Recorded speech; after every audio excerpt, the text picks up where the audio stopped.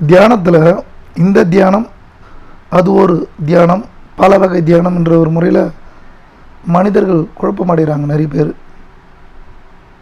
பேர் குழப்பமடைவதற்கு காரணமே சரியான குரு வழிகாட்டுதல் இல்லாமல்.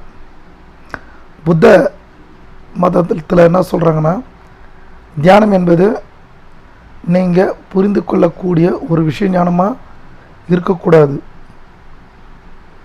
அமைதியாக கவனிங்க, அவ்வளோதான். கவனிங்க இவ்வளோதான்.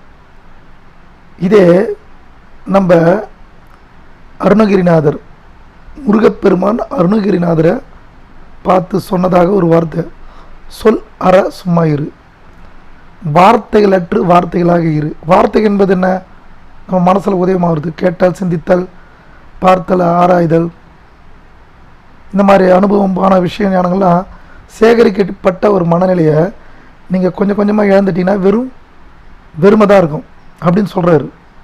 சொல் அற சும்மா இரு. சொல் இல்லாத நிலை எப்படி இருக்குன்னு கொஞ்சம் யோசித்து பாருங்கள். அதை அனுபவிக்கும் போது தான் தெரியும். இதுதான் புத்த பெருமான் சொல்கிறாரு.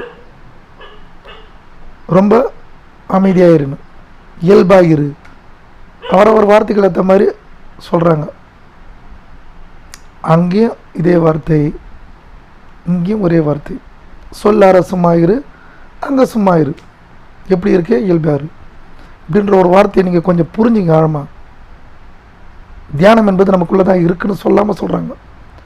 தியானம் என்பது என்னோட வார்த்தைகள், மனசில் இருக்க வேண்டிய விஷயங்களை தியாகம் செய்யுங்க.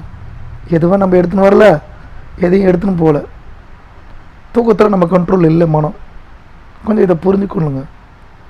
உங்களுக்குள்ளே இருக்கிற அந்த இயல்பான விஷயம் உணர்வதை, வெளிப்படுவதை உணர்வீர்கள்.